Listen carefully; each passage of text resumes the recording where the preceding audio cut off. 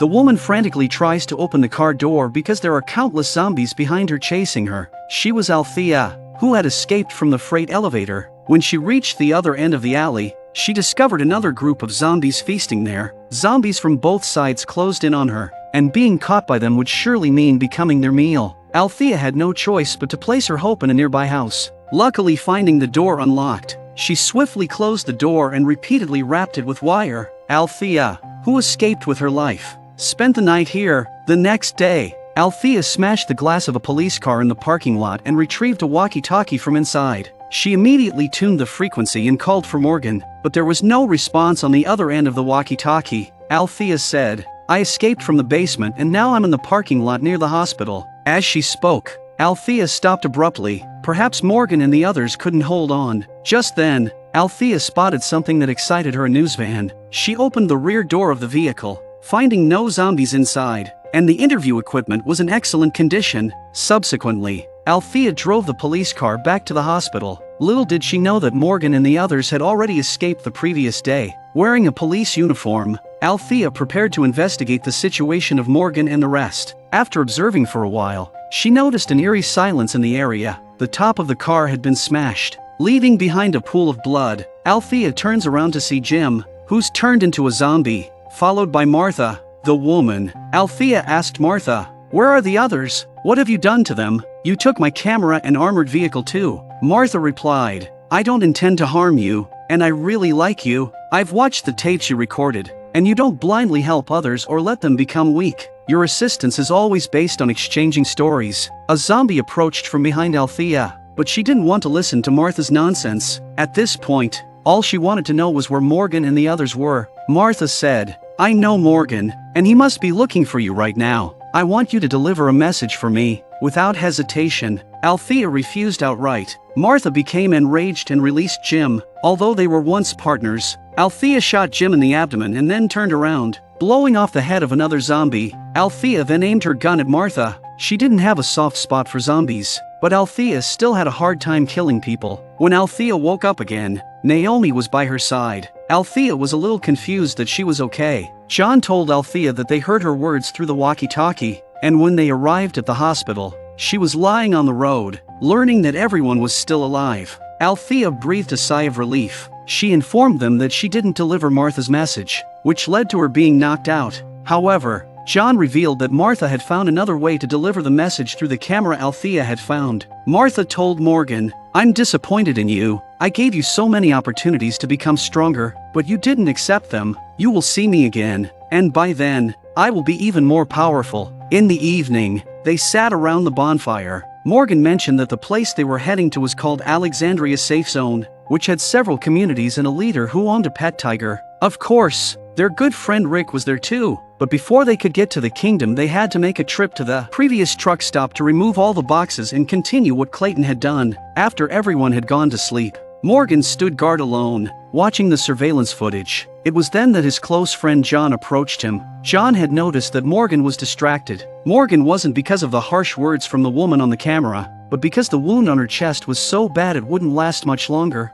Morgan gave John the detailed address of the kingdom and instructed them to leave first the next day. He was preparing to find Martha, the woman, and help her, even considering bringing her back to their group. Morgan believed that Martha had taken an extreme path, and he felt obligated to try and rehabilitate her. Without alarming the others, Morgan set off alone. He held a walkie-talkie and tuned it to the public frequency, continuously asking for Martha's whereabouts. After a while, Martha responded, saying she was at the signpost 54 miles away. When Morgan arrived at the location, it was already noon, and the police car was parked there. The zombies inside were Jim, but there was no sign of Martha. Morgan gave Jim his last ride. Not far away, Morgan saw Martha lying on the ground. Carefully, Morgan approached her. Martha's infected wound had become too much for her to bear. This was the very place where her husband had been buried. Morgan helped Martha into the car, but she refused any assistance. However, at this moment, she had lost all her strength. Morgan drove the car,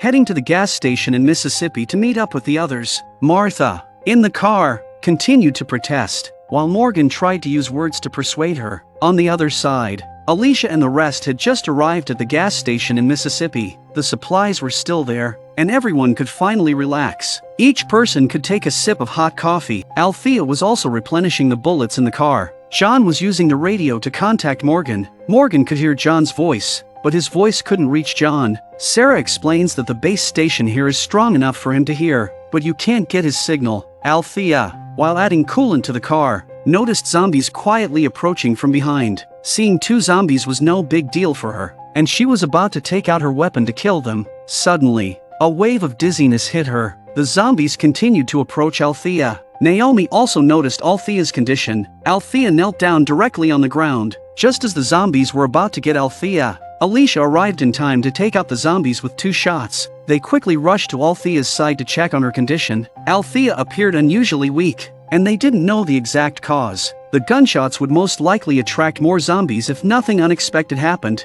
Meanwhile, Morgan was driving with Martha towards a gas station, and their relationship was slowly improving. Martha began sharing her experiences with Morgan. Listening to Martha's tearful recounting, Morgan felt they were alike. No one is born evil. Morgan believed he had successfully redeemed Martha, but then Morgan's walkie-talkie crackled, and Naomi's voice came through, sounding extremely weak. Naomi said, "If you can hear me, please come back quickly. Something is wrong here." First, Althea fell ill. They initially thought it was an old injury acting up, but now all of us are extremely weak. I suspect it's poisoning. Countless zombies have gathered outside, and things are very wrong. As soon as you receive this message, hurry back. Morgan grew increasingly anxious upon hearing the news. Due to the distance problem, Morgan's words could not be transmitted. He anxiously said, "If you can hear me, I'll be right back. You must hold on."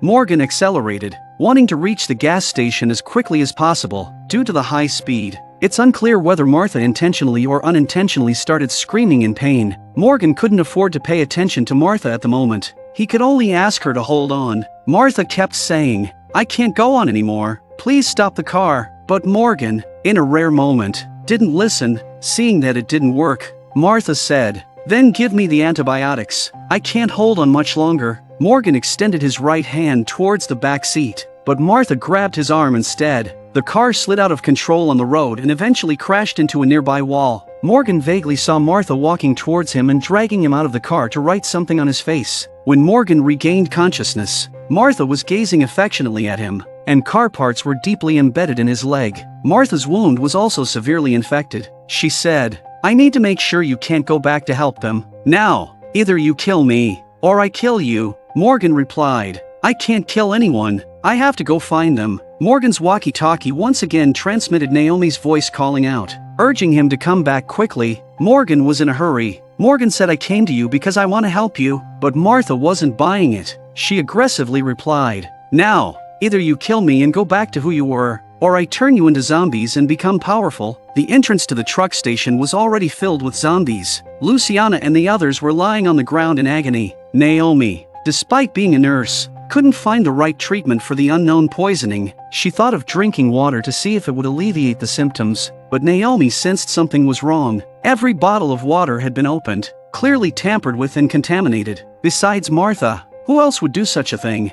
Naomi quickly informed Morgan through the walkie-talkie that Martha had added something to the water. Martha smirked and said, "I did it when I went to the truck station last time. I didn't expect your people to go there this time. This is the outcome of helping others." Morgan questioned Martha about what she had added. Martha sneered and replied, "Antifreeze." Morgan, enduring the pain, took out the walkie-talkie and tried to tell them the reason for the poisoning. However, Morgan was too far from the truck station, and his voice couldn't reach there. At this point, Morgan was furious and Martha was still yammering. Morgan couldn't stand it any longer and grabbed Martha by the neck. How could there be such a wicked woman? He thought. Martha, instead, seemed delighted. Morgan was finally going to kill someone and become powerful. In that moment, Morgan's mind flashed images of his friends in pain, and the strength in his grip increased. Just as Martha was about to die, Morgan suddenly saw his own hideous self in the mirror. This was not what he wanted. Morgan let go of his hand. With a determined expression, he seemed to have made a decision. Taking a deep breath and enduring the pain, Morgan's trembling hand removed the foreign object from his leg. Then, in the car, Morgan took out a pair of handcuffs and handcuffed Martha to the vehicle. He paid no attention to the woman's agonized screams. "I won't kill you, but I won't let you harm others anymore. You're beyond redemption," Morgan said, leaning on a cane. Morgan began his journey towards the truck station. Martha remained crying uncontrollably, as if she were the victim. Without a vehicle, Morgan had no choice but to rely on walking. After walking a certain distance, he would try to contact them, hoping to receive their signal. If he couldn't receive anything, he would continue walking forward and repeatedly call out to the truck station. Morgan finally found an abandoned car and hoped to reach their destination quickly, but it doesn't last long. After a couple of miles, the car has run out of petrol. Morgan had to continue on foot, enduring the pain, but he stumbled and fell after taking only a few steps. After all this time, Morgan took out his walkie-talkie and tried to make contact again. There was no response, which left Morgan feeling disheartened. Just at that moment, Althea spoke through the walkie-talkie and said to Morgan that if he could hear her, he must kill that deranged woman. When he heard the voice, Morgan's hope was renewed. They were still alive, so he had to keep moving. Morgan called out Althea's name while walking. This time, Morgan's voice finally reached the people at the truck stop, and they felt a sense of hope. Althea, overwhelmed with joy, tearfully answered that they could hear him. Morgan mentioned that it was antifreeze, and the woman had added antifreeze to the water. Naomi immediately realized that the antidote to antifreeze poisoning is ethanol, which could alleviate their symptoms. Martha mentioned that there was a truck outside filled with ethanol. If they could reach the truck, all their problems would be solved. The group saw hope once again and started smiling. Althea told Morgan about the situation, and finally, Morgan let go. In order to get ethanol, they need to work together. Because of the poisoning, they are now weak. Althea prepared to open the door, and Naomi started banging on the windows to attract some zombies. They took a deep breath, and the battle began.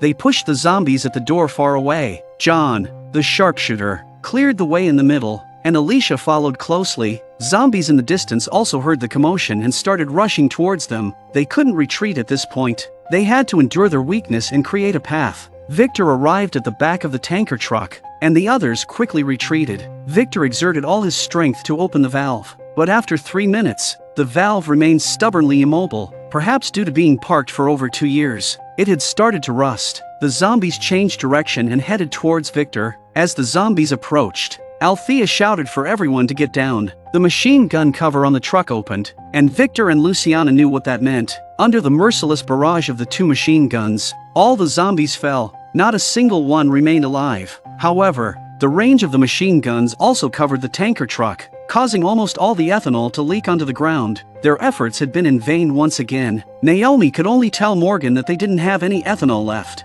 None at all. And even if there were some elsewhere, they didn't have the strength to go get it. John said they might not see him again. With a trembling voice, Morgan urged them to hold on, stating that he didn't want to become the person he used to be. Morgan wanted to say something more through the walkie-talkie, but the battery was running low. Feeling helpless, Morgan vented his anger on the nearby zombies. Inside the truck station, they were almost at their final moments, completely devoid of any strength. Althea also spoke her last words to the camera, hoping that someone would find the video and pass it on. Unbeknownst to them, the zombies at the door turned and walked away towards the distance, only hearing a brief sound of a fight. All their attention was focused on the doorway as the man finally arrived. Relieved to see everyone alive, Morgan choked out, "I promised I'd be back." Morgan asked Naomi if the scientific name for ethanol is alcohol, right? Naomi gave him an affirmative answer. After saying that, Morgan walked towards the outside, and what he brought back was a truck filled with beer. Morgan goes to what some viewers might guess is the brewery where Jim has been staying since the end of the world. So it's safe to say that Jim has saved them once again. They didn't expect the symptoms of poisoning to be resolved in this way. John told Charlie that she can only have one drink. Taking on a parental role, they drove back to where Martha was locked up, but she was nowhere to be found. Only her arm remained handcuffed. From a distance, Morgan spotted Martha on the road. He had a suspicion in his heart. As Martha slowly turned around, it was evident that she had died and turned into a zombie. Morgan gave Martha her final journey and buried her by the roadside. After this incident, Morgan said to the others, "I've decided not to go to the kingdom." Martha had become twisted because nobody stopped to help her when she needed it. There are many people like that in the apocalypse. Clayton, who Luciana helped in the first place, was using the box to help others, and he gave Luciana a note of where to store the supplies. Morgan decided to continue Clayton's approach and actively help others to prevent more Marthas from appearing. Following the instructions in the notebook, Morgan and the group arrived at a secluded jeans factory. All the supplies of the truck organization that helped others came from this place. Morgan said, I won't force anyone to stay. You can still go to the kingdom, but I'm staying. Alicia was the first to speak up, saying, we can't just leave boxes on the road. I want to continue what my mom did and turn this place into a thriving community to truly help everyone. Victor questioned where they would find enough people to build a community. Althea mentioned that she had interviewed many people, and some of them were not doing well. They could start with them. Morgan smiled knowingly. In the end, this group of people stayed there. They actively went out every day to find survivors and bring them back to the community. Morgan spoke on the radio's public frequency. I don't know if anyone is still alive. I don't know if anyone can hear me, but please, hold on. We're coming to save you. This group of people in the apocalypse was doing something meaningful. And with that, Fear the Walking Dead Season 4 came to an end.